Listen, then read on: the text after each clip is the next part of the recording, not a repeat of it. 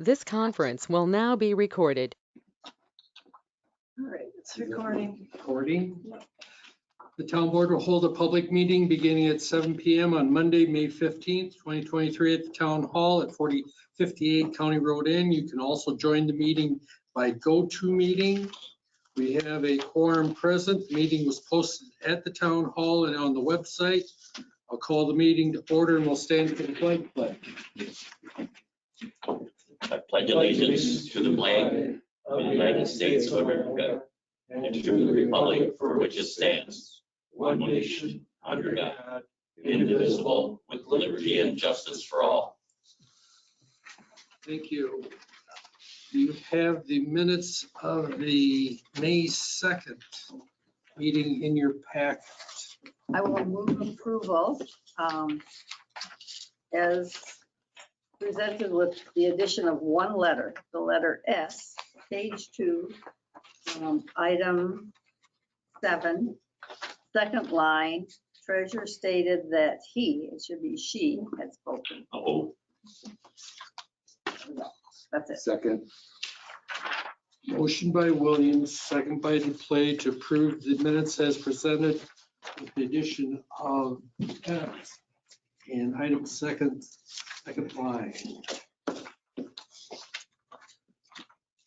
Any discussion on the motion? Hearing none, all those in favor signify by saying aye. Aye. Opposed, same sign. Motion carried. Motion closed.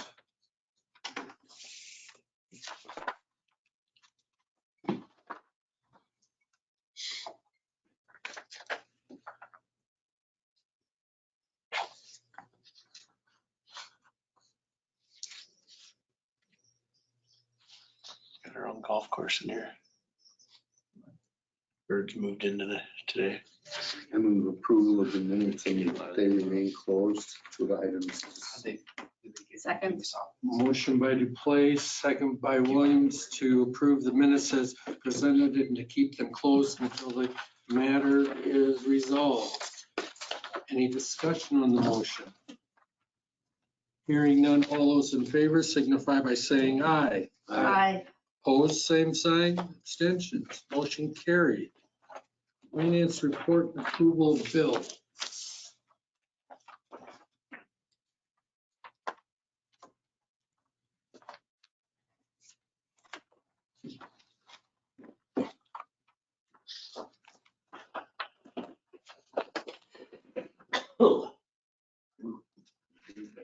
Thank you.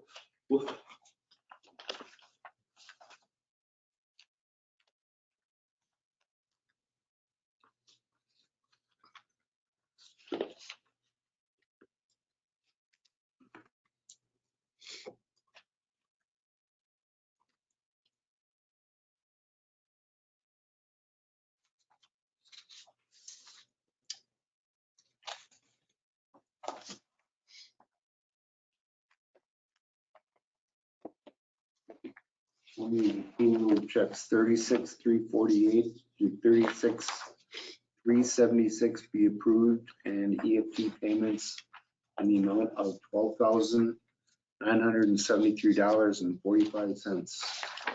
Motion by Duplay. Is there a second? second. Second by Funger to approve checks 36,348 through 36,376 and the EFT payment of $12,973.45 be paid. Any discussion on the motion? Hearing none, all those in favor signify by saying aye. Aye. Opposed, same sign. Motion carried. You then have the April building permits in your packet. What are they racing down on Fenway? It's one of that farm that the county bought, That would have been what you call it at the end of the, acres or whatever it was. Yeah. Yeah, of whose? it wasn't that yellow farm. Is that what it is? Yellow farm? Okay. Right at the corner of Femright and. Yeah, but that was Yeah. down already last year. Okay, Must be, what's his name? Winona Grove's teacher. Well, they were, but that wouldn't be on February, right? That's on Love. That's right.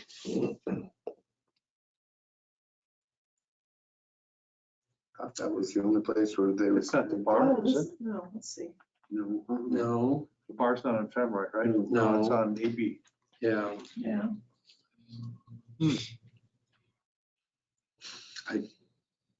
Don't know.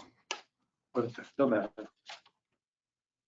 Yeah, it's kind of curious would- now. Well, I'll see how quick I can get the address up.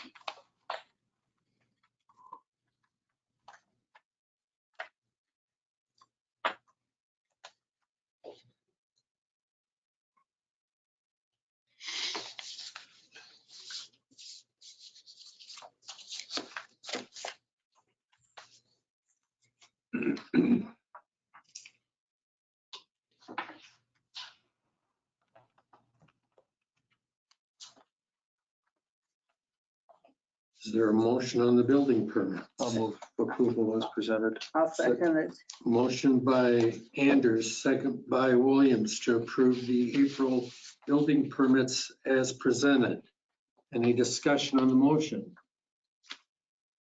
Hearing none, all in favor signify by saying aye. Aye. Opposed, same sign. Motion carried. It's the Whitty White Farm, Whitty That's the White what? the Farm. Whitty White Farm that the county bought. The one, that's what I always called it, the Whitty Yeah. Farm on the south side of the road with the long Right. driveway and the white buildings. Yeah. That's where it is. Oh, That makes sense because they've owned it for some time and there's been a Well, yellow that's sign where all there. there's panels going there. Right, So, yeah, that makes sense. on Hope Road? Yeah. close to the tree. Yeah. Yeah. And then you also have in your packet the unaudited cash investment balance of $2,420,594.85. You'll notice on there that there are 2 bank accounts missing. I consolidated in the Liberty Cemetery Fund and the Money Market Fund into the general fund. They all get the same interest anyway. And the Liberty one we were using up this year, and I just didn't see a reason why we needed to have another account sitting out there. And now that we have those shadow accounts to keep from going over the 250 for the FDIC. And then you have the report from the May court appearances, and you have the April financial report. And I wanted to point out, when you look at that, you're gonna notice that some of the accounts are reorganized a bit. I reorganized this to match more closely match the Form CT that we file with State. Department of Revenue. There were accounts, for example, that were in their intergovernmental charges area that we weren't getting from other governments, things that were in intergovernmental revenue that were actually collected with taxes, things like that. And so this will make it less of a hunt and search for the auditors and for me when we're looking at that report. And I don't think it's gonna affect anything that you guys use it for. So if you have any questions, let me know. Going back to the court thing for a second, I see that 30 grand is going to state collections. Yep, Um, that's been there. Yeah, It's been there? Yeah, Oh, it's not just a new thing. no, Now, can they, we've reported a total of 44,000, but 30 of it is overdue forfeitures due to us. the yeah, rest would be state, The yeah. rest would be, But then the collections have been pretty good. If you look at the Yeah. deposits, this last month, what did we get? We got 59,000. $3,700 back last month. I mean, that wasn't all ours, but we collected that much. Mhm. So it's been working. that's pretty good Mhm. for starters. That's all. Anything else? Per diems I mean, by- per diems, by Thursday, June 1st, because the second will be the first Friday that we're closed That in the you're summer. So Friday or Thursday, June 1st, if you can. All right, next item is public concerns, public's opportunity to speak to the town board about any subject that's not a specific agenda item. And no one online. Review the April police activities.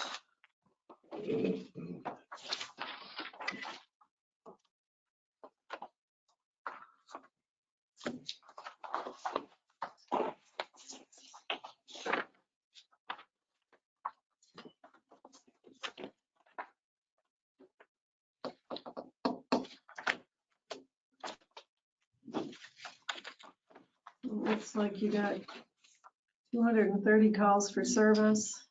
Mhm. 166 of them were from with our deputies. We had 74 citations issued, mostly speeding. 82 and a 55. I saw Jen over the weekend and she had somebody over 60 and a 35 on file of soap. Wow. It was because he was looking at her. No. Kim, I saw in our emails that you had asked, regarding this report about the guys and gals doing bar checks. Yeah. Before the renewals every year, I have them go out and check, make sure their licenses are posted, they're not serving alcohol anywhere that isn't on their licenses, all that stuff. And he came back and said everything looked good. It's something, I hadn't thought about it for a long time either, but shouldn't maybe this be something to discuss at some future point in time, but maybe doing regular bar checks, seeing we're getting to be summertime now. I mean, every couple of months stop by, see I if think there's, they pretty much do, but yeah. But I just want to okay, well, I'll make. no, I just, anyway. I I'll think find it's- out what they do. Yeah. Okay. Okay, next we'll go to C because Bill Cole isn't online yet. Discuss and consider approval for engineering services associated with Vilas Road culvert crossing.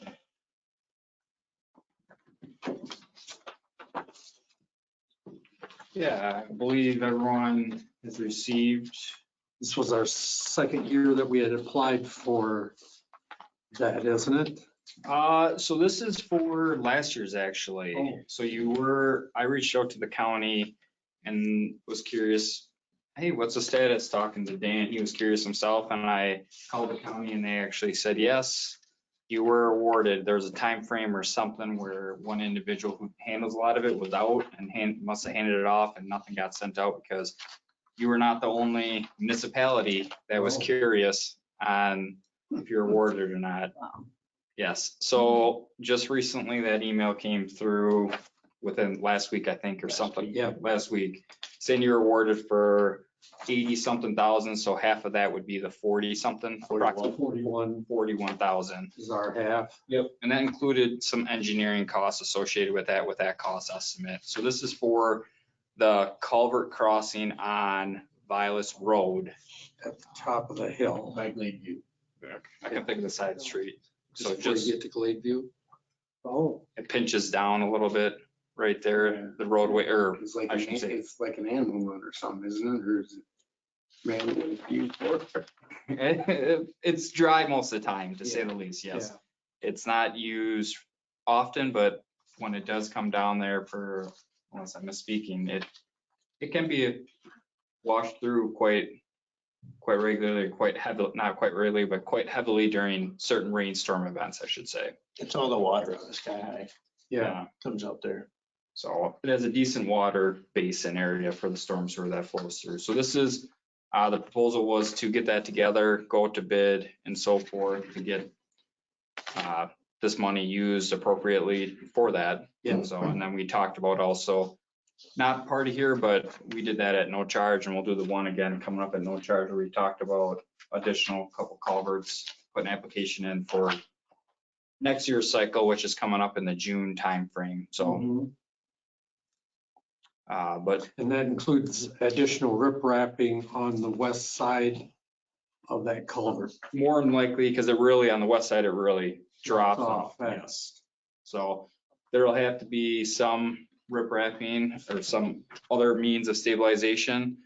We talked about extending it. It's hard to extend it to the east side much because you have another junction of driveway and another junction coming in. So you're going to be extending it potentially to the west to help widen the roadway, but it is going to be bank stabilization along there. It's going to drop off to the west. The further you expand the roadway to the west and the culvert, it really drops off. But that's the best way to help plows get through there and any bigger traffic. Yeah. And so then they gave us their engineering proposal for design and construction services. Yep, and that was for not to exceed that 8,200. It's on the second page right on the top. Yep.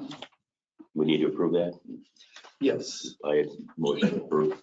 Second, Motion by Fonger, second by Williams to approve the not to exceed $8,200 for the Vilas Road culvert design, et cetera, et cetera. How long a project would that be? Like construction, it'll take them less than 30 days once they start digging, because it's going to be focused and honed in on that one area. So we're hoping if it all goes well, it's going to be, I should be honest, transparent. Our goal is to get it done the end of this year. It will be designed and so forth, but we are getting late in the construction season where it might be a situation where we are reapplying again for the grant from Dane County, and then it's going to be end up next year being constructed. It's anticipated to be all this year, but we'll see since it's late in the season, if contractors are busy or schedules, they have availability in their schedules, where we've talked to a couple contractors where they are getting a little bit busy due to the time frame. But obviously we're going to move as fast as possible. Just hearing or finding out last week that the town actually received funds from the county. So the county won't have any issue giving the circumstances with the failure to notify about moving the money over to 24 then, correct? I don't believe so. It's a conversation I have to have with the county. I know they'll request a resubmittal. They have in the past requested a resubmittal of the application that's due in June, but with this time frame, we're going to get all designed, and that's a conversation I'll have with the county before that deadline of June to see the direction or indication if it's, hey, let's put it in for next year, and it still might be done this year, where then they'll just throw out the application for next year, or submit the application for next year. And if it can't be done, where we go out to bid and it's not seeing like there's enough contractor, enough interest to get it done, we could put an alternate bid to have the construction next year, and then it's just be set up to be completed this year or next year. So Make sure it gets done this year. That's what we hope. we're hoping. Would really like it to be done before school starts, but that's, We didn't budget for this though, right? nope. Where are we gonna, else are we not gonna buy? ARPA. You gotta come up with 41,000, ARPA. Well, 41 plus 8,200. plus the 82, right? Because the 82 will be above. A portion of that 82 is included. So we submitted, with the application for that 82 included engineering costs associated with it. I have to verify if the match, they do a 50-50 match or only a 30-70 match, where they only give 30% for engineering and 70% is out of pocket. For this particular program, I have to verify that it was 30 or 50-50 for engineering services. but in addition, you identify a number of bulleted points that we need to, that's above the. Right. Those are unforeseen, so I can go through those. The likelihood of wetland determinations, delineations, our standard language bet's like 0.1%. I looked up on the DNR Data Surface Water Viewer as a program, and there's no indication of any wetlands in that vicinity. Archaeological sites and environmental studies, I would be shocked. I did a quick search on that and nothing came up as well. The legal description would be, for some reason, if we're expanding it out and we potentially needed a temporary easement or maybe a work area for working with those adjacent properties. So that one's potential, depends on the disturbance of the actual area, especially on that west hand side where it really drops off. So that one's a potential, I'll say. And also goes with negotiating of easements or land acquisition. So those two kind of go hand in hand with each other.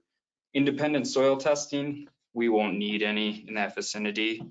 And then permit fees, there would just be the permit fee of the county, typically the county.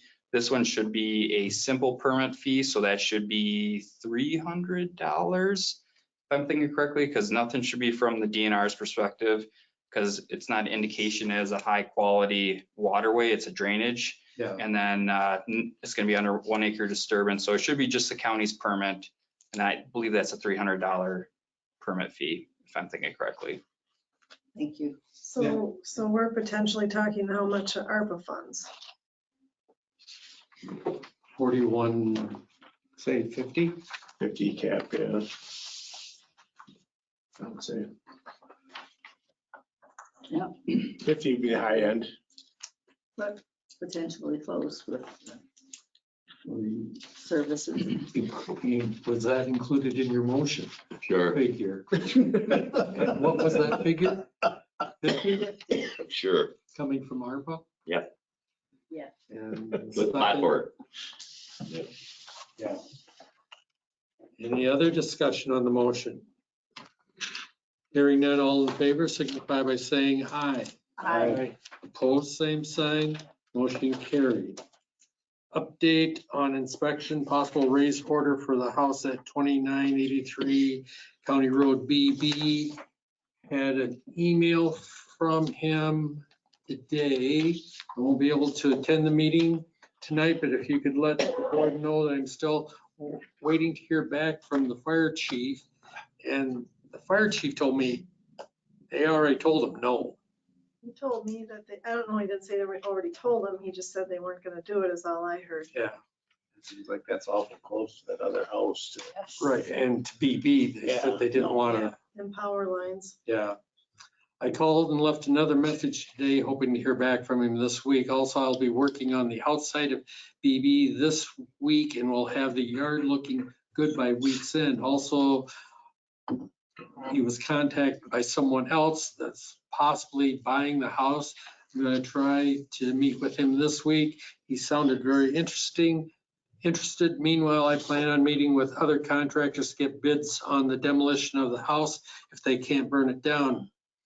If you have any questions, anything specific I need to know from the meeting, please email or calling. So, We do know the party who is interested in buying, and he is looking to buy it to tear it down in case that yeah, was something that worried you. But, and also then the building inspector has not been able to do his notice yet. The person with General that does that has it on his list, but he also has a lot of other stuff on his list. So as far as I know, he hasn't sent out the letter yet. He hasn't sent out the letter? As far as I know, he hasn't. Oh So, my God. Oh, my. so at least that was as of last week. So it's on the list, but, well, they were also trying to find out if he Mr. allowed them, Catrano is willing to let them inspect, do they really need to send a letter legally, or can they just, they go in with his want to make sure permission. that we follow the appropriate steps in case they need to be checked off some list, But anyway, so the update kind of comes from both directions here. We don't have anything to report either, so. So we'll go on for another 2 weeks, then another 2 weeks, and Another 2 weeks. Another it'll 2 be weeks. winter time. And so on. Can it'll 3 be weeks. winter like last year. can we request that our fire chief send him an email so that he has an email that says, the fire department cannot burn down your house? Will not. Will not. They could, they just won't. Yeah. Right, so that he gets something in writing, if you say Nick has told him and Jim says Nick has told him, Well, I don't know if Nick told him, he told me, so that's all I know. Is that a motion by Yes. Williams? Is there a Second, second by Duplay to have the fire chief contact him that they are not able to burn the structure? Okay. Any other discussion on the motion? Hearing none, all in favor signify by saying aye. Aye. Opposed, same sign. Motion carried. Consideration of using funds restricted for welcome sign maintenance for planting around signs. Got roughly the welcome sign on the south down by Nat Big Road and with minimal upkeep. I asked Dennis Sport to come up with a plan, and we've got roughly $300 that we would spend in plantings. We have 12,000 in the fund for doing that. And it would probably cost about the same amount for the one on the east side by Dave Mules. I'm gonna ask the village and whoever goes to the chamber, if that one by Neil Boatman's, Yeah. if they're happy with its location or if it should be moved further out to match the village boundary now or not, before we try to do anything with that one. But that one, where it's at, is very shaded and you're not gonna get much to grow there, so. I Giving it up. guess I'm asking for permission to have Dennis spend some of that $12,000 to at least those two, because yours is fine. Yeah. You take good care of it. Mhm. But where's this money coming from? Why do we have that money? When the three of us put money in to build that, that was what was left over From For us the to- Chamber of Commerce, basically, or what? from the chamber, the village and the town Okay. to do the Okay. maintenance, and we were the ones. Still got that much money, huh? Jeez. Yeah, because I don't recall that we've ever spent any money on them. I don't think it would take much to move that sign to the north. If that's what they want, and I think they should tell us yes or no. Where would they put it? It'd have to go north of the roundabout. So. Oh, yeah. I'm not gonna tell them where it has. No, has I'm to just go, thinking, but just, you know, It should be, it'll be a ways. I mean, that's. could very well be. Okay. So I guess I'm looking for a motion to allow us to spend some of that $12,000 on those two signs. So and have move. Second. Dennis Bork do it. Motion by Williams, second by Duplay. Mhm. You spend up to what 300, is that what he said? each sign? That's what we got in Yeah, it was like $270 or whatever he picked out in plans. For one sign. for one For one sign, sign. so $300 each sign. Right, Yeah. yes. Any discussion on the motion? No, we would wait, then if they wanted to move it, that would come out of that money.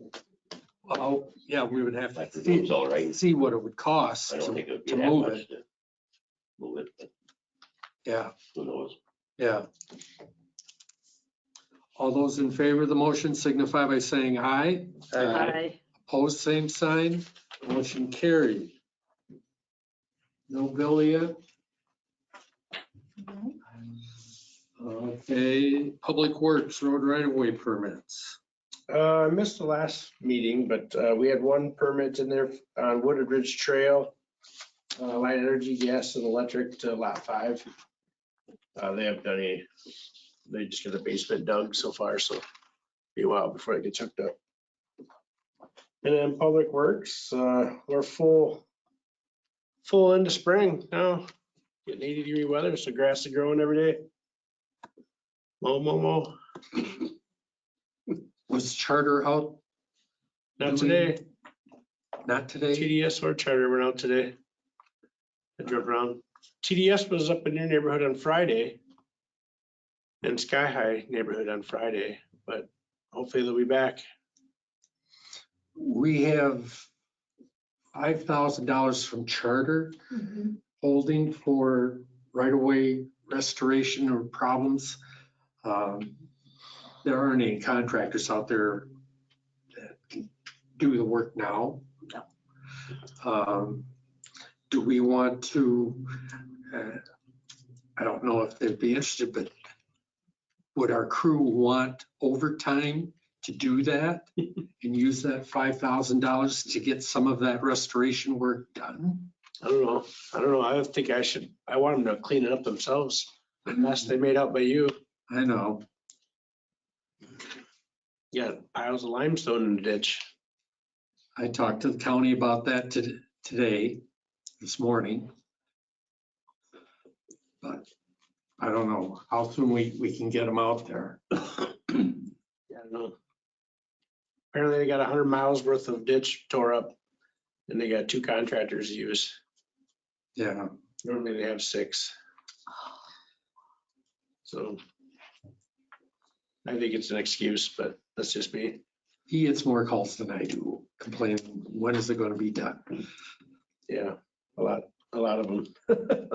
You don't even have the equipment to do that, really, do you? Not really. I don't have a power, I don't have a power rake or I anything. don't know, it might put you in an insurance class and end up costing us money that way too.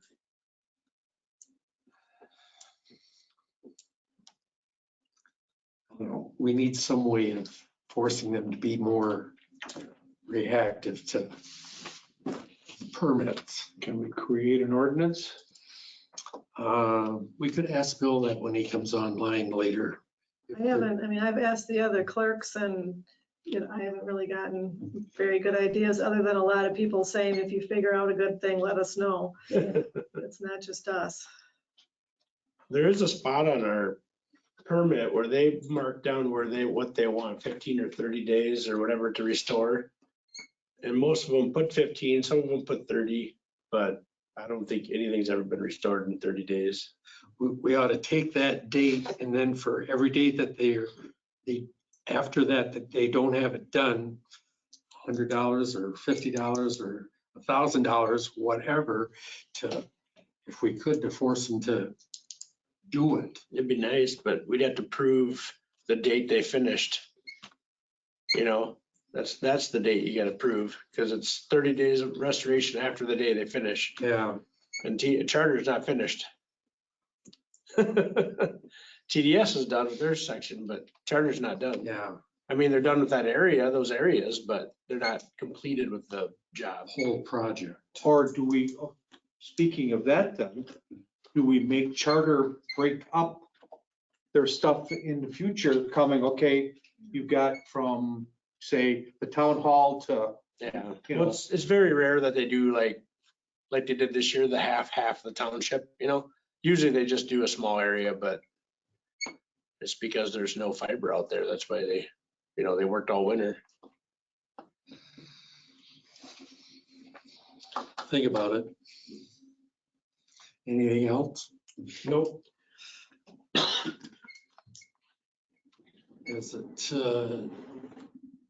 7:34. week from this Friday, we'll open bids. Oh, yeah, May 26th. 26, we'll have road bid opening, have that on the following town board agenda. Yep. Clerk treasurer update. Nothing really to report, other than I think after 6 months of, since our change, we're finally getting to an even keel where we're starting to get back at some of the projects that I was starting to get to when October 28th hit. So things are going good in the office. Yeah, good. Board reports and communications, I don't have anything. We didn't have any committee meetings since. So we have to wait for Bill now.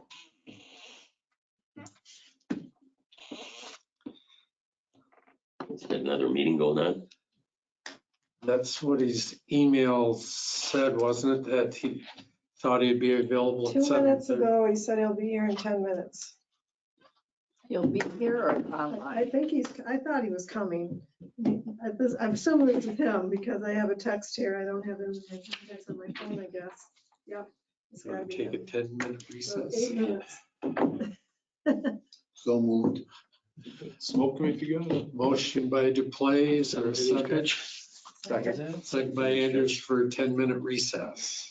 All in favor signify by saying aye. Aye. Opposed, motion carried. We'll get here yet. That's fine.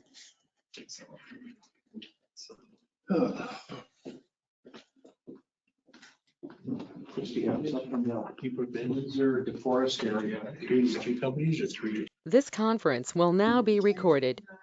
All right, I'll call the meeting back to order and we'll move to potential TID 1 cash flow feasibility discussions. We've got Mr. Murray here from Ellers to teach us. I don't know if I'm going to teach you here or at the.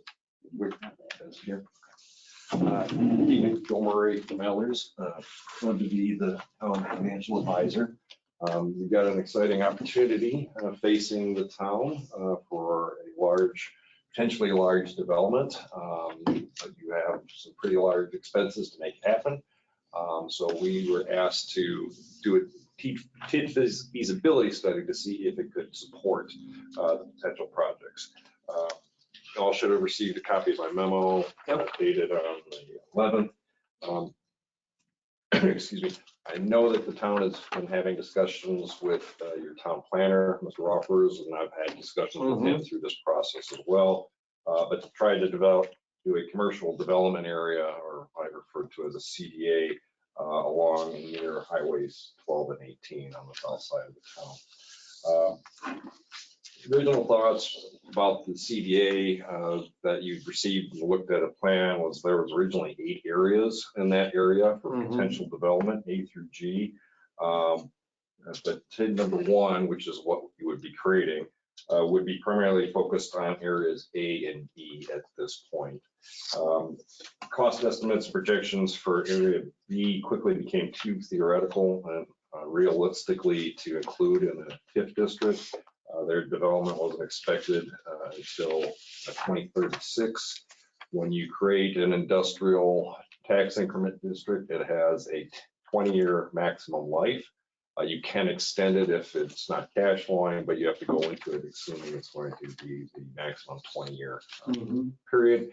So once you create that TID, the clock starts. So if area B doesn't start development until 2036, you've already lost 12 years of the TID life to do it. So would recommend that as the development is becoming more realistic and you have those coming online, that would be a time to look at creating new TID districts, TID 2, 3, 4, whatever, so you can get that 20-year life. So quickly took off area B as part of it. Then we got into looking at the 2 options that you really have out for area A. Area A, you have a development in Houston or Huston? Houston. You have a letter of intent for development where they're looking to build a $40 million commercial facility at roughly 36.5 acres on the land owned by Scar Pit LLC. And in that letter of intent, they've indicated that they'll have that building built and developed by the end of 2025. That is the intent. So option 1 was to provide the infrastructure to facilitate the Houston development only.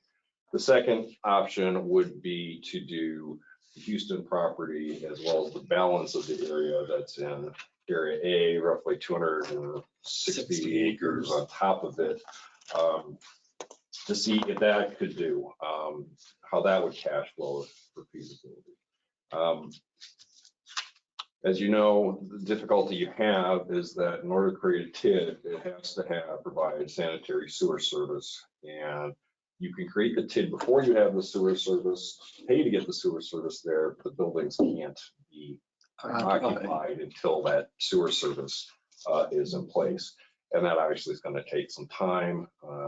My understanding is that you could get sewer service from Madison Metro's sewage district, but it's roughly 3.5 miles away to get to the area that you're looking for. So that's going to take some time to design, work out the agreements with MMSD, construct, et cetera.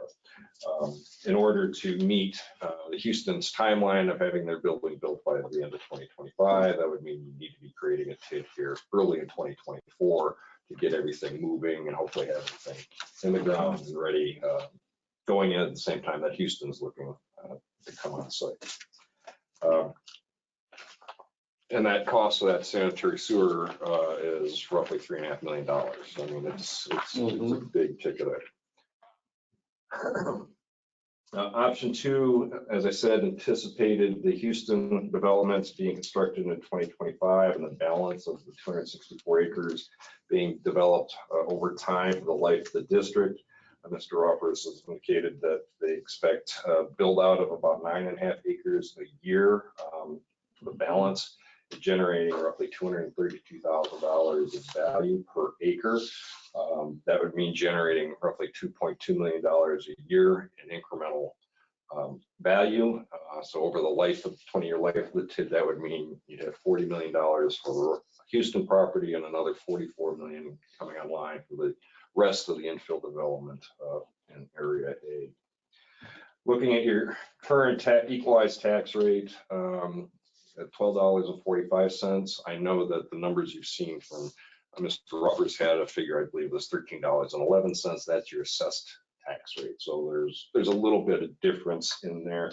But when we run our numbers, we work on equalized value and equalized tax rate. That's the way the state reports your values when you create a TID district.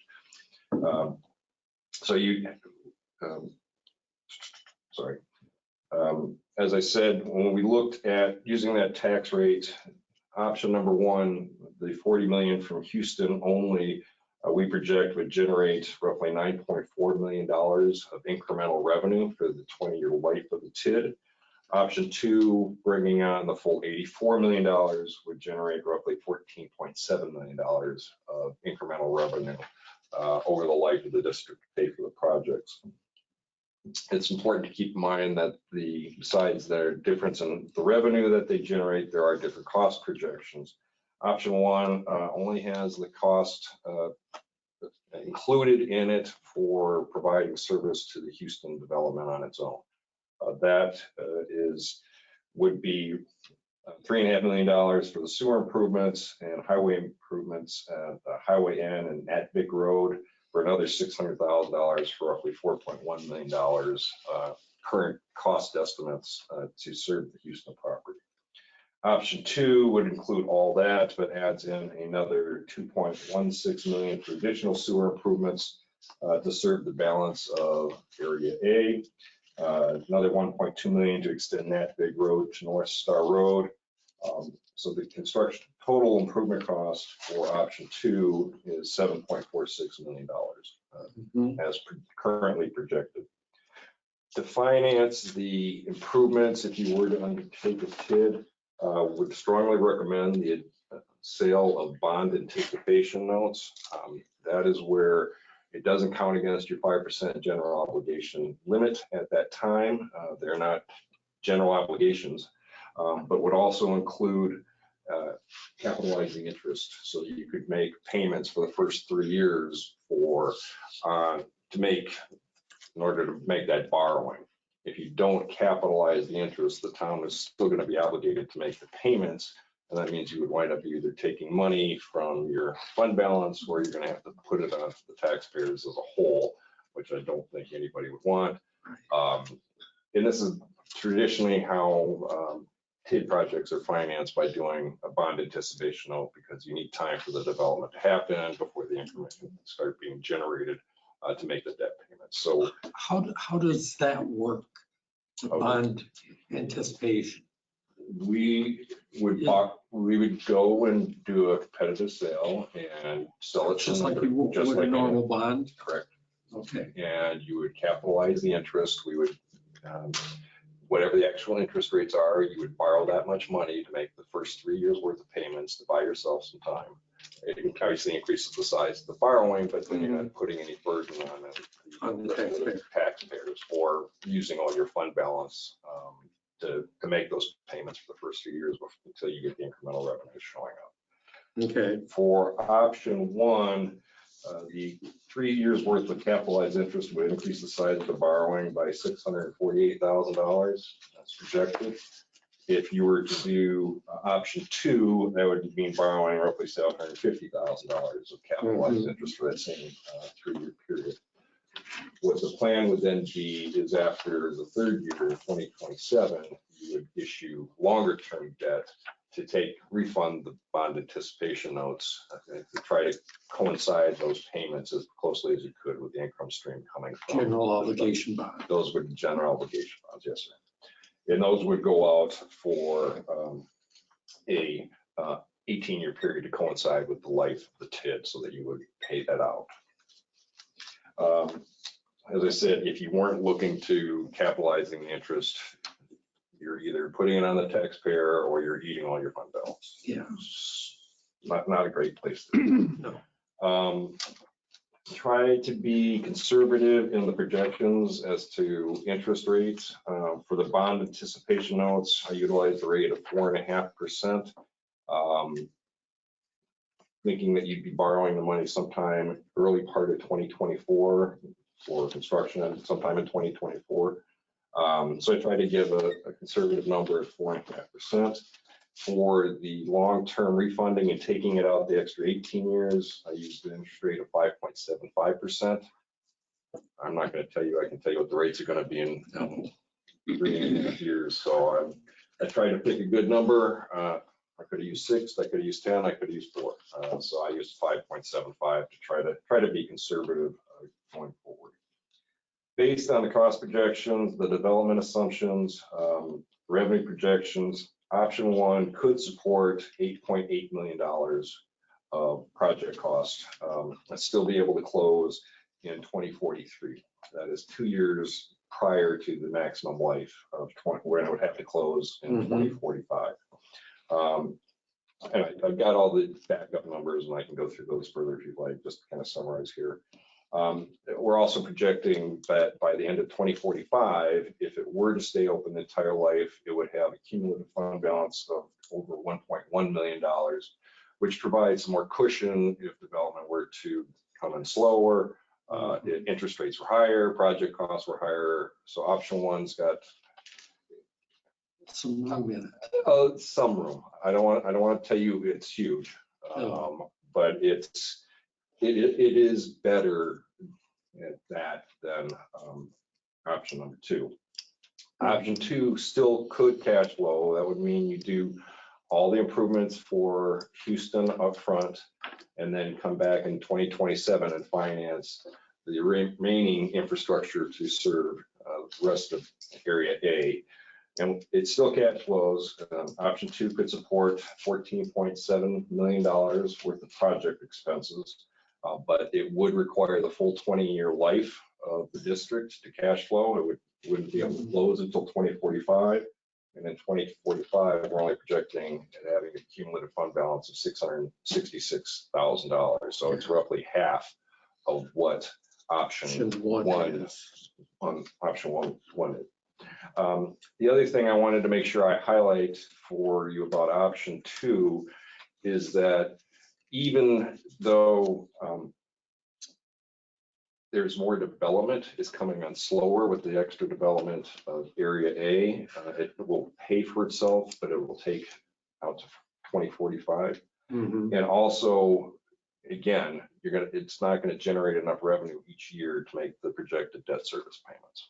So again, you're back to either putting it on the taxpayer or you're borrowing from yourself in the front.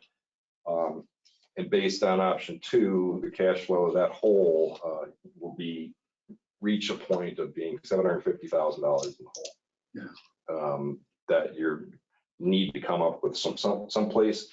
The cash flow works. It shows that you would get all that money back based on the assumptions that we have, but it would take time. And again, spending down $750,000 of fund balance, I don't think is in your best interest. I can talk more about the figures, but some of the other key points I wanted to make sure I brought to your attention. The Houston value projection of $40 million sounds very optimistic. That seems very optimistic for what I understand is going to be a warehouse and a showroom facility. I'm concerned that that $40 million might include personal property on the inside of the building. I'm sure you're all very well aware the state is after eliminating personal property. There's bill's already been introduced in the Senate. So that if it's $40 million, including everything inside, if the state says 20 million of it is personal property and it's gone, then all these numbers take a huge hit. Right. So it was based on the $40 million. I also wanted to just highlight, I don't know, Mr. Cole, and please don't take this as negatively, but I would recommend, Mr. Cole's comfortable with doing it, but I would think you should approach and use a seasoned development attorney to negotiate your development agreements as part of the project. If you're going to do that, some of the things that I think you'd want to make sure you have in the development agreement is that there's at least guaranteed incremental value in terms of the dollar amount of construction by year and by time and a dollar amount. I would recommend you look to negotiate pilot payments in lieu of taxes, such that if the development doesn't come in as generating as much as expected, that the developer pays the debt service, annual debt service that the town is going to be obligated to as part of it. The art of any development agreement is it's all negotiation, but these are strong items I would recommend that you try to do to protect your interest. I've had discussions with Mr. Roffers. My last point here is the recommendations to start small. I think, as we talked about on cash flow, option one is stronger. It provides you the ability to get the development that you have, nibbling on the line, if you will. If the development picks up, you can always undertake the additional projects for balance of area A, and we could finance that in 2027. You can start, you could create the TID, including all of area A. It does not have to be limited to the Houston parcels only. We could write the project plan, create the boundaries for all of area A. I would just recommend you don't undertake any of the expenses for the balance of area A so you have a better sense as to what's really going to happen, when's it happening, how much is it going to be, and look at the cash flow at that time to see can it really support it. Your greatest fear is you take the leap, but this is a general obligation debt, development doesn't happen, economy hit the skids not that long ago, and let's talk about recession again. You bite on doing the debt, and then the development doesn't happen. Then you are in a position of having to put it onto the taxpayers as a whole, which obviously you don't want to do. Right. So I can go through the numbers, the assumptions in more detail if you'd like. Like I said, option one, you could do an entire TID for all of area A. We do a cash flow. You could do the cash flow showing option two, but just with an understanding that at this point, option one is what you're looking to undertake, finance, commit to. And option one would, is the way I understand it, would meet your obligations for the Houston development to come into the house. Well, the rest of A now, what you said was that we don't own the land, obviously. So when there's something built there, the expenses are going to go on the owner of the land. Is that correct? Is that what you're saying? We don't own the land. Right. No, Explain this to me. Okay, the assumption was that you were going to put in these public improvements, the sewer. You need to get sewer to the site. Yep, I understand that. For the rest of A, you need to extend the sewer further into the site. 3.5 million is basically just to get it there to serve. But why would we do that at somebody else's land? You're incentivizing them to have the development. It would take 20 some years to even pay off what we owe, basically. Yes. Wow. Your trade-off is you're not going to get a $40 million development to a site that doesn't have the sewer. No, well, I understand that spot where they're at, getting it to their location there. I can understand that. But going into the other area, that I don't understand. We're not going to go into their property and build the sewer up to their property. We're going to get it to their land, right? Correct. They're going to. But in the other locations, we're not going to do that? No, you're extending the mains further out into area A so that other parcels could be developed. I'm not saying you're paying to put it into anybody's individual buildings or properties, but you would be making it available for them to make the connections. But my point is that we don't own the land. Why would we put all this in for somebody else to make money off of?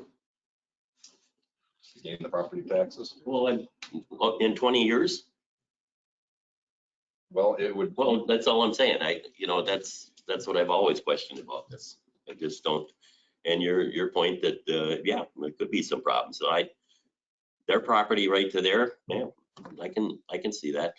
But as you said, if the area in there doesn't sell, something we don't even own, we're gonna end up, taxpayers gonna pay for it. If you undertook the whole thing, that's why I'm saying Yeah. start small. Yeah, I understand exactly what you're saying. Because if you went into the other 260 acres, you'd create another TID. You could do And it. have a developer's agreement that's going to tell you that they're going to build this, and this timeframe, just like we're doing what we would do with TID 1 Yes. to make sure that it pays its way in the 20-year period. You could do that, yes. Because we're not just gonna seed the entire 266, excuse me, acres with sewer at this point. You don't need to No. for the Houston development, is my understanding. Right. And that would, like I said, that's option 2. And you can come back and do that in 2027. Buy yourself 3 years, see if Houston being out there all of a sudden sparks a lot of interest. More developers want to come and develop in the area. Land, the values could be higher than the $232,000 an acre that we've assumed in here. You could get another $40 million building. It's too far out for my recommendation for you to say do it all. Yes, it cash flows, but it's skinny. Option 2 is really skinny. Right. And I think you could buy yourself the time to see what happens, see if Houston's development promotes and sparks more interest, more development. I mean, it's a great location. I mean, it's obviously a desirable location. And I think if you had the utilities there, I think it will attract other developments in the area.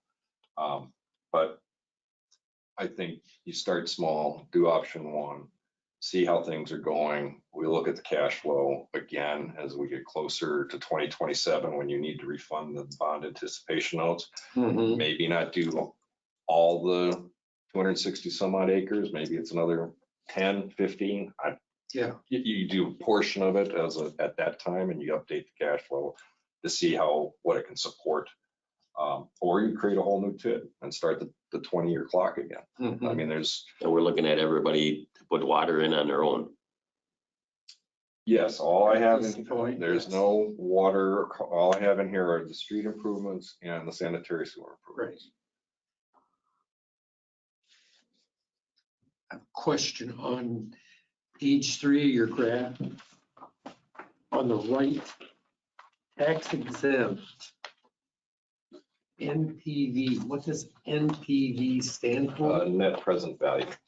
Net present? Net present value. And this does not have a discount rate in there. The net present value, the safest way for town to do a TID district would be to have this done on a pay-go basis, where you agree to the developer, we'll give you back a portion, whatever that is, of your annual incremental revenue. But in return, you put in these infrastructure improvements. And that puts the risk back on the developer that if the development is not as valuable, doesn't come in as quickly as expected, then the risk is to the developer. You just don't pay them as much as they thought you went into it. Yeah. However, I don't see any way you'd be able to negotiate with a developer for them to pay to put in 3.5 miles of sanitary sewer main to get to this parcel. So you're really doing it on a pay-as-you-go basis. thought about showing it, but it's like, I don't see any way you could negotiate it, not for that. I do a lot of them, but it's when it's a short extension of a street or a utility line, but 3.5 miles of sewer main to get there is a huge amount. And obviously, the developer, I don't see any way they could go to the bank and say, we're paying for 3.5 miles of town of Cottage Grove and sanitary sewer main. I just don't see any way that could happen. So if that column in there does not have a discount factor, that's why you see the 9.463 is the same on both. Do you have any recommendations on a bond attorney? It's been 24 years since we did a bond, and I can't tell you who we used then. I could try to go back and see if I could find it. There's plenty of good firms. Corals and Brady, or Corals now, is the largest bond counsel firm in Wisconsin. They do the most deals. So you could use them. Thomas Griggs is another. He's more of a boutique firm. He does bond counsel work.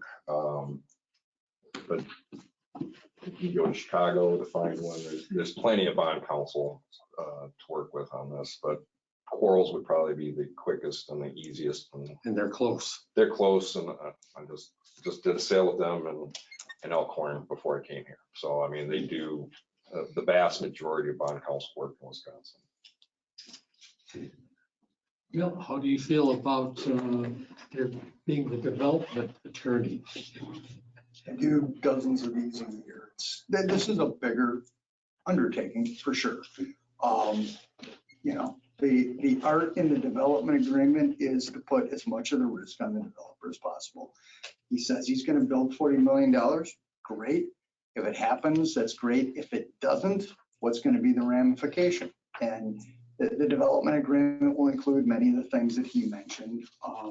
They will sign a promissory note backing it up. They will agree that any delinquency can be charged as a special charge against the property, meaning it goes on the tax roll, be treated as a delinquent property tax, takes priority to their private lending. So there's a lot of things we can do to secure that. The point's well taken that we are relying on $40 million of property tax increment. If that number is different, all of these numbers change. And we need to be upfront with you guys that, the number that would be on the development agreement that you would be personally guaranteeing and backing with all of this is $40 million. So that's the number we're relying on, and that's the number that you guys would be signing on the bottom line. So we do need to, everybody needs to be comfortable that that is the true number. There's always uncertainties in these things. Nobody can predict interest rates. Nobody can predict what the property taxes will be in the future. There's always uncertainty in any TIF deal. Mm-hmm. This one's a pretty, at the end of the day, you end up positive 1.1 million if the projections are right. And you just do rolling TIDs, as has been suggested. If this one works, we do TID 2 right next to it. We get a new 20-year clock, and we go from there. I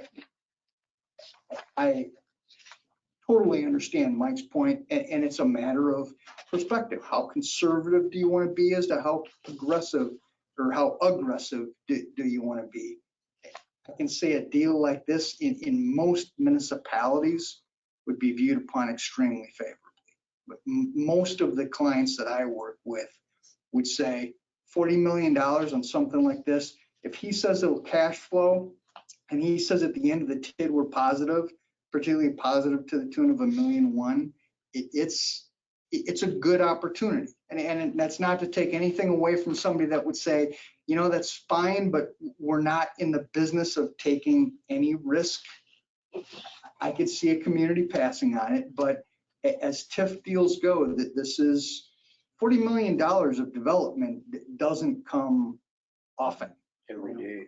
Yeah. So if we were to move forward with this project, what's the first thing that we need to do? Is it a developers agreement? Create a utility district?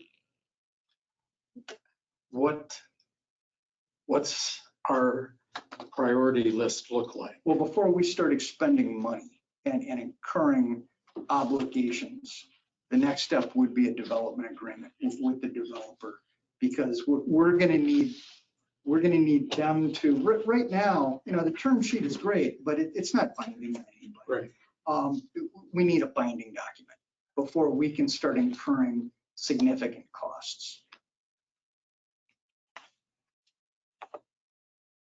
Okay. Can I ask them a question? Where'd you come up with 40 million? I mean, obviously you guys know what you're doing, but That's the projection. They're building a facility now in the state. And it's going to be more than 40. They projected originally it coming in at 40. But it's going to be a bit higher now just with the wage increases, materials, all that stuff. Just so everybody knows too, when he was referring to a pilot, what that is a clause in the development agreement that basically says you're guaranteeing the property is going to be at least assessed to $40 million. If it's assessed to $60 million, you'll pay taxes on the $60 million. If it's assessed at $30 million, you will pay taxes on the $40 million. And it will be treated as a payment. The 10 above what the assessor assesses it at is deemed a payment in lieu of the taxes. So that's what he's referring to. That's what gets the town the assurance that no matter what happens in the world with the values of buildings and the assessor and everything else, we know going into this, you're going to have a value for assessment purposes of $40 million. And the taxes on that $40 Okay. I would agree the next step would be to get that development agreement. Maybe get a developer deposit to pay your cost up front. We already have that. You already have developer deposit, great. Okay, so Well, we've about burned up what we have. but- Have we? Okay. Well, that can be replenished. So I would get that. I think starting discussions with MMSD as to, I don't know how long it takes for them to go through their planning process to put you in a sanitary sewer service area. I would start those conversations to know what that timeline is going to be. Once you get that, then I'm sure they would be happy to provide you service. I don't think that's going to be a problem. But then you're still going to have a long time for engineering design for 3.5 miles. Probably need to talk to some jurisdictions for the easements to get that main. It's not coming all through town, I don't believe. I believe you're going to have to go through other communities to get there. If you put it State highway. Well, It's all township, I think. It's all Cottage Grove. is it? Okay. Yeah, it'd be within the DOT right of way within the jurisdiction of the town of Cottage Grove. Okay. Well, not all of it. so far west is in city Madison. Yeah, Isn't Right. it- They have In to Madison, dump yeah. the golf course. Even after the construction that's going on right now? yeah. Because Blooming Grove is gone. Yeah. They took it all the way to AB. Then he's right, to the extent there is a part that lies within the city of Madison. We have to deal with them.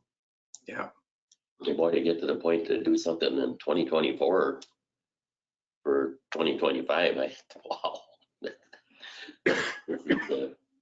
It ain't quite that easy. It's a big undertaking. Yeah. It is. Mhm.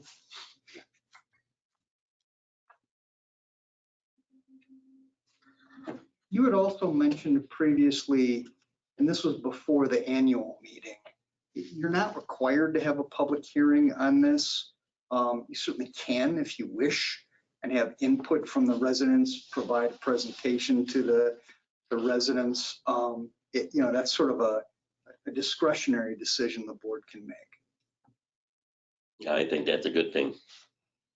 Because I think you were sort of It's an waiting. honest thing. Let's put it that way.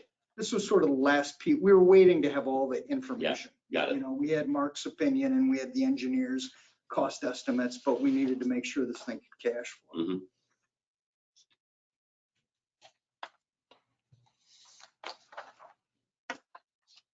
Next step forward. What do you do? Schedule a public hearing.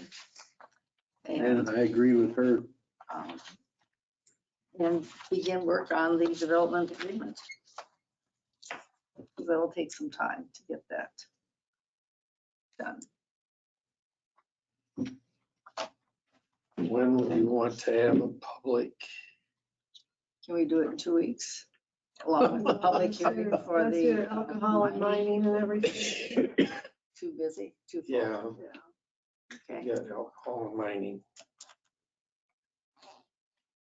mid-June. You could do it June 19th. So what would be the format of that? That's basically presenting Eller's findings. 'Cause you aren't going to have a developer's agreement by then. You could postpone it and in time to get a development agreement done and then present it all at once, have your public hearing, receive input from the public, then on the agenda, have consideration of the development agreement by the town board. And that way, if depending on, you could take into consideration the public's input and then decide whether or not to execute the development. Yeah, that would probably be good to know what that agreement says. That would give assurances to the residences that Would you have a development agreement prepared by the 19th of June? That's. Do you guys know what lawyer you usually use? One of yours. Son of a gun. All right, well, we'll get waivers. No, it No, will be, it will be, we'll use. There'll be no problem there. Okay. I mean, I think it's- we want a developers agreement parallel to go into your public meeting. Yeah. We're, you know, if you're gonna, we need to keep going forward positively and I think we've been talking about a long time, back and forth, and doing our due diligence and we're trying to, we have to get everybody's opinion and Mike's and everybody on the same page. We need to run parallel to that. If it's May 15th, I think realistically, probably early July would be, we'd have, I have Something to shoot negotiated for. with your lawyers. We'd have something that, you know, you guys would be in agreement with that we could present to the public and present for your consideration. And there'd be more time for people to know to come to the meeting. July 3rd is our first meeting. If we have it. You know, Yeah. If we don't have it, then, okay, yeah, you don't want that close to the 4th because people will be gone. right. How about July 10th? That'd be a week later.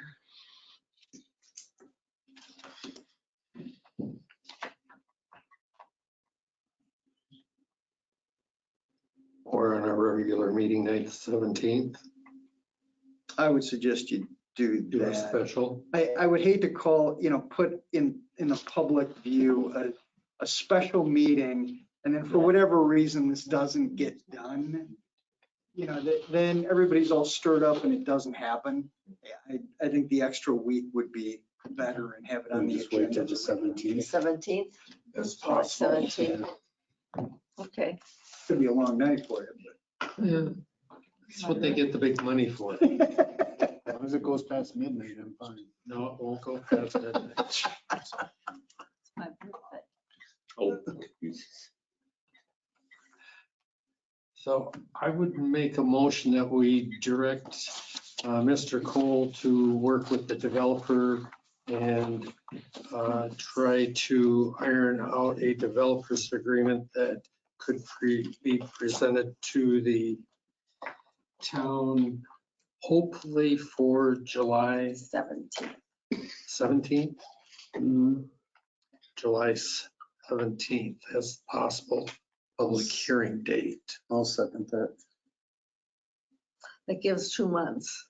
So 2 months should, I mean, you've been thinking about it, pointing toward it. Well, it's a big project and there's a lot of money involved.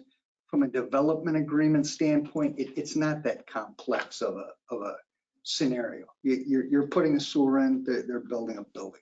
You know, it's not, there's a lot of parts from an engineering standpoint, but from a legal standpoint, it's not that complicated. Okay, the motion was by Hampton, second by Duplay. Yep. To direct Mr. Cole to work on a developer's agreement with the developer and possibly have a public hearing on July 17th. Discussion on the motion. Hearing none, all those in favor signify by saying aye. Aye. Opposed, same sign. Motion carried. Thank you, Joe. You're welcome. Appreciate it. Any more questions? For all the work. Any- Thank you for. It's a good document. To us ahead. I appreciate having time to read it. Yeah, there's too much for me to walk that in. I had to read through it twice. I just, I highlighted and underlined. Well, that one question we were gonna ask Mr. Cole about Oh, road right-of-way permits. Road right-of-way permits? Yes. We're having trouble getting restoration done in a timely manner. Okay. So when they take out a road right-of-way permit, they put down on it when they're done, when they're going to complete, 15 days or 30 days. Restoration after completion of the work. That timeframe would start. But that whole job could take 2 or 3 months maybe, and they haven't done any of the restoration. How can we get them to do partial restoration while they're still working on the project? kind of as a restore as you go kind of. I see what you're saying. Yeah, yeah. Well, the biggest hook would be to require an escrow from them and the deadline. And if they don't do it within that deadline, we do it and charge those funds to them. The threat of doing that is usually enough to motivate them to do it themselves. Language statement in there too, if an area is undisturbed for 2 weeks, it has to be restored back to its original condition. And So- if they don't do that, can you then charge them a per day fine or something? Yeah. That wouldn't necessarily have to be in an ordinance per se. It could be a condition of the right-of-way permit that they fill out initially with Dan. Correct, but there would have to be something behind it, either an ordinance or that this board made it a condition of the permit. You know, there has to be a legal basis to charge that cost to them. Because like we've had Charter and TDS putting in cable, you know, since, yeah, and they still haven't done a lot of the restoration, and they don't have bodies that can come and do it. Right, right. Yeah, you're not the only ones. Everybody is complaining to me about these damn utilities. Yeah. And it's sort of, when we get to it kind of thing. And you're like, yeah, but it's our road. The people, you know, need to use it. Well, most of the time, they want to be able to mow their ditch. Yeah. It's- I think probably the best thing to do would be to, I can take a look at our ordinances, but to amend them to include a provision like you're talking about with some forfeitures if that's not done. I think our ordinance probably already has there is a provision for a deposit. We can require a deposit. We don't usually, but we have in the case of Charter. The thing that probably isn't as clear though is what forfeitures, you know, it just says subject to a Class C forfeiture or whatever. It doesn't clearly say, you know, everything in violation. You know, there's nothing really that makes it clear when and how often you can impose penalties, I guess. I think it needs some work on that front, but the other problem is that, yeah, we have some money from charter, but we don't have the equipment to fix it and we can't get anybody to do it either. Yeah. Right, which is sort of, you sort of go from being angry at them to sympathetic in the sense that, well, if we can't do it, how do we expect them to be able to do it? It's the whole problem that everybody in the trades is having. You Yeah. know, they can't find help.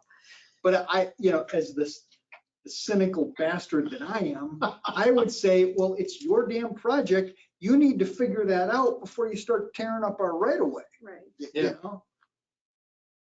So is that something we should have him work on? Yeah. I think so. Is there something too that we could stop progress on the rest of their work? To say now, we're not gonna let you go any further until you restore up to this point. Well, if you can break it into discrete projects, I would say give them a permit for this and not a permit for that until, you know Just what I not mean? allow that big a project anymore. Right. Yeah, it is a constant struggle. You guys aren't the only one. I'm Being in sure. utilities, it's terrible. That's what we've been It's- hearing. yeah. Picking up on your suggestion for if it's idle for 2 weeks, that they have to finish. Our yard was torn up last fall. And you would have a time frame that would be null and void, like typically you can go off the DNRs is like October 15th or like April 15th. That does not apply because it's winter, there's nothing growing anyways, but the rest of the year it would apply. Yeah, putting a season date on it, you I know. found out this year too, you can't get pulverized dirt until after April 15th. I know. I didn't know that. Really? Yeah. Delaney Topsoil and companies like that don't even sell it until then. Yeah. Oh, is that why for that? I guess it makes sense. Town of Deerfield has something maybe you'd look into as well. They talk about this all the time. Yeah. Well, send us something when you come up with a good idea. Did you have anything for us, Eric? I just came here to say hi. Hi, Eric. Happened to be on my way past after the other meeting. Y'all were still here. I figured I would brighten your night. Meeting adjourned. Motion by Duplain, second by Williams. All in favor signify by saying aye. Aye. Opposed, same sign. Motion carried. So did the village do anything